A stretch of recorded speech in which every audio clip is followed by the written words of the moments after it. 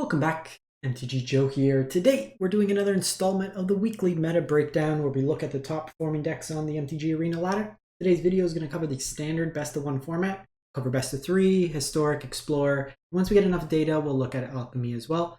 But definitely check out the playlist for any of the formats that you're interested in. Now, notably, today being October 16th, there was the window for Wizards emergency ban and restricted announcements.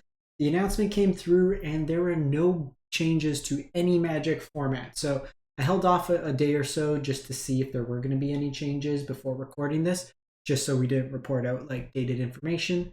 But we are here with the standard that we're going to have until at least a couple weeks after Ixalan comes out. And we'll take a look. We're looking at Untapped GG, what you see on the screen. It's a companion tool that runs alongside Arena's client, aggregates your win rates with other users, gives a whole bunch of cool stats. Link is in the video description if you want to get started with Untapped. I'll paste all these deck lists as well in the video description, so you can definitely just copy paste to your heart's content. So we're going to start off looking at the popularity of decks, and then we'll look at individual win rates throughout. Now, as I always mention, a deck can be popular, but it doesn't necessarily correlate to win rates. That could be because of budget constraints or a whole bunch of different reasons. Sometimes people just want to play something that's more fun than others, or complexity of decks. But looking at popularity for the day from Diamond to Mythic rank, Mono Red has been holding strong at about 21%, followed by Mono White Humans at 13%, Golgari Midrange at 7%, Gruul Aggro at 4%, Selesnya Enchantments 4%, 4-color control 4%, Tempo at like Mono Blue Tempo 3%, and then Azorius Control 3%. Kind of looking at the trends, we see kind of a drop in some of the aggro decks. We've had Mono Red peak as high as 30%, similarly with the Mono White deck. And that kind of correlates to the beginning of the new season. People usually switch to aggro to try to win games as quick as possible. And we're seeing kind of a decline on both. The deck that we are seeing increase week over week is the Golgari Midrange, whereas like the Dimir Midrange deck, we're really just seeing it kind of decrease all the way down to 0.7%. So really just off the radar in terms of popularity, kind of looking at the trend. So looking at the week, October 9th through the 16th, Diamond and Mythic, 71,000 games of Magic being played. And kind of a throwback here, we have Naya Humans, which was popular in some of the older standards, but seeing it doing pretty well this week at 65%. Now, this combines elements of the Mono White Humans deck with additional cards. So you have like your Copperco Vanguards, Hopeful Initiates, Intrepid Adversaries, Thalias for tax, the Brutal Cathar Adeline package, but you also are playing Malira as a protection effect, similar with Valor Stance, which can be used both for offensively as like removal or defensively to protect your creatures. Then you have the Halana and Alana, as well as Sigarda kind of top end. So Halana boosts up the power of all your creatures, giving them haste. And then Sigarda is pseudo card advantage. I've seen some of these lists as well play the Sigarda Host of Herons, I think is the name. The one from Aftermath. That one provides hexproof to your creatures and lets you play cards off the top of your library as well. Supporting it, you get the Secluded Courtyards and the Plaza of Heroes, allowing you to play any color for your human spells, as well as some of the dual lands and a couple copies of a Ganjo. Now, the next deck we're looking at is Azorius Control. If you did catch the qualifier play-in video that I did for Friday, we looked at some decks to play in the best of one qualifier, and I did make a call out there that I did think an Azorius or Esper Control deck would be kind of a good angle of attack for the format right now. Just given the prevalence of kind of all these aggro decks, cards like Sunset Revelry are just really effective right now in the format. Now, this version of the deck is looking at the mill plan with Terusian Mindbreaker. So kind of the core of the deck, you're using Faithful Mending as well as Celestis to kind of loot copies of the Mindbreaker into your graveyard. And then you could unearth it, and then it mills half the cards of your opponent's library. Pair that with Jace, you could quickly mill out your opponents. The other elements of the deck is just a bunch of removal. March of the Whirly Light, Soul Partitions, Wandering Emperors, combination of Farewell as well as Vanquish the Horde. So interesting to see this over something like Depopulate. Better if your opponent goes super wide, but a little worse in just like the they only have 2 creatures. This is still like a very expensive rat, so interesting to see this being played over something like Depopulate or even Sunfall in that respect. Mana base, you got some copies of Blast Zone. You also have like a Myrex in there, all kind of mixed in with. Normally, I don't like this many copies of Blast Zone, especially in like a multicolor deck. But given that like mono red is so popular, just hitting like a bunch of 1-drops, or even out of like the humans decks, like 2-drops, would be pretty meaningful with the Blast Zone. We then go to Esper Control. So this might have actually updated live while I pulled these. So Esper just jumped ahead in terms of win rate at 59%. But I think this is probably a little bit cleaner of a list. This is probably the one I would go through. So your mana is a little worse, but you kind of have a lot more interaction. I do think just in the way the format is situated, I may not want to be on really that many copies of Dissipate and play more copies of Sunset Revelry. I think it's impactful to play to the board in this format. Now, this obviously helps against like if you run into ramp or something like that. But with the meta being like 30%, just these really linear aggro decks, the Revelries do a good job of holding them back. Similar win conditions with Jace and the Wandering Emperor, but you also have Virtue of Persistence in this build. That gives you some utility early game as removal, life gain, and then provides another win condition for this deck, just reanimating your opponent's threats. You have a Whale, Sunfalls, Farewells, just a lot of useful removal kind of mixed into there, and then a couple copies of Restless Fortress and Myrex in addition as win condition. Moving on, we go to Golgari Midrange, 59%, and pretty close to the list we saw last week. We're seeing a couple copies of Terra Sunder in here. It's got some reasonable hits, but in best of one, you may want to just shift it to playing copies of Cut Down and Go for the Throat. Again, these decks oftentimes get ported from other formats, or like the best of 3 format, and they don't kind of recalibrate based on the meta there.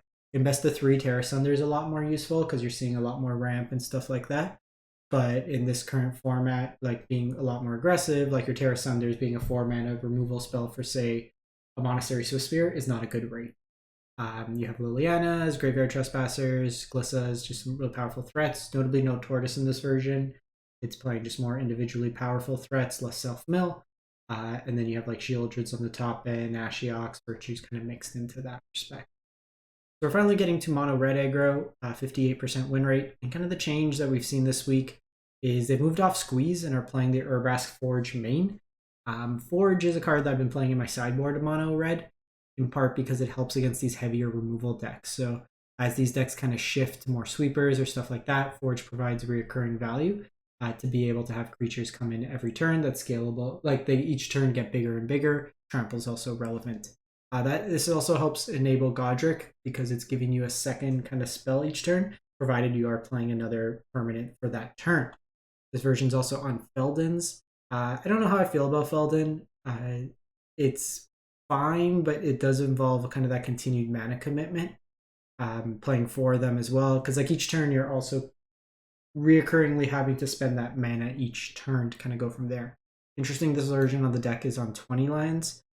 So just kind of playing a little bit more into the 1-drop package. Only 2 copies of Adversary, 1 copy of Feldon. You have the Charming Scoundrels in there as well. So interesting deck, kind of seeing how mono reds evolved week over week. Then go to the mono white humans deck, pretty much unchanged from last week, 58%. Like I mentioned last week, these decks are now kind of adjusting their 3-drop package. We're seeing copies of Extraction Specialist just to get cards back from the graveyard, along with Anointed Peacekeeper. The Recruitment Officer provides you some card advantage early, and then we're seeing fewer numbers of the Spellbook Vendor in lieu of just some of these more 3-drops kind of mixed in. Knight Errant for some card advantage, as well as a Virtue on the kind of top end. It gives you a nice little late game mana sink should you flood out. This deck's looking ideally like 1, 2, 3, 3, kind of playing out, like curving out at 3. And then these spells, if you do hit the 5th land, the Knight can be cast for less thanks to invocability. Moving on, we go to Gruul Aggro at 56%. So this has kind of got a Legends sub-theme to it, so we'll see copies of Plaza Hero in the mana base. So similar to the Naya list, we have Halana Alana on the top end, but we have Squeeze, Samut draws you cards with creatures coming in, Miglos for a bunch of activated ability utility, some Godric's in there. We have Animus Might, which gets a reduced cost of only costing 1 mana, provided it targets a legendary. and this deals damage equal to twice target creature's power. So this is a nice way for this Gruul deck to answer Shieldred or something like that. Feldins, Hajars for protection. Ruby's really nice here because early game it provides you ramp, lets you double spell, and then late game when you have 4 power, it itself becomes a 3/4 attacker, which is a really reasonable rate. Some Rages, Chicks, Yavamayas, Kumanos all mixed into that. Notably no utility or like creature lands in this. So you are a little bit dead in the water if they have a lot of sweepers in it. Then move to Selesnya Enchantments, 56%. So gonna kind of, one tech that I saw this week is some of the enchantment lists recently have been shifting to playing the White Virtue.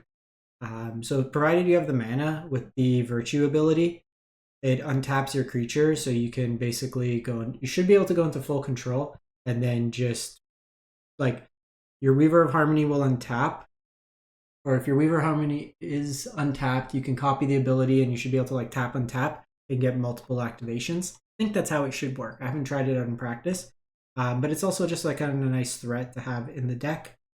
Nice vigilance attacker. The one comment I made this week was instead of playing for Calyx, I'd probably be on a 3-2 split with Catilda. Again, kind of shifting. Catilda's useful against these aggressive decks, giving you a flyer, giving you a lifelinker, and then just kind of giving you 2 spells in one. Especially if Catilda's milled over or killed, you can always equip it to another creature you have. But core of this deck is casting enchantments, getting buffs thanks to Generous Visitor, Kami itself, or Calyx. And then Mashiko kind of pushes through damage through trample, either normally through Kami or with Audacity, giving trample to another one of the creatures. And then lastly, Esper Legends, 55%, 56%-ish. Pretty much card for card, the winning list from Worlds and Best of 3. Playing a bunch of Legend spells. Rafine's kind of the core of the deck, letting you loot through your deck, finding you key pieces. And then Shieldred gaining you a bunch of life. Plaza protects your stuff, 27 lands, because all the channel lands are also utility lands in this regard. So you're able to kind of use them as spells where needed. I made the kind of comment this week too. I think just given in best of 1, I'd probably just go for the throats over the Make Disappear. While a Make Disappear can come in clutch in like timely situations, finding your 1-up situationally where more often than not you're going to have to play to the board with this deck, especially because you're often each turn going to be tapping out 4 threats, could be a reasonable kind of approach to it. But this deck does present kind of a powerful 1, 2, 3, 4 line, like, you know, Skrelv into like Denic or Thalia, into Rafine, into Shieldred is oftentimes very hard for the opponent to interact with. So that's it for the week. Let me know what you think, what you've been playing, what you've been liking, and we'll catch you next week. And happy magic.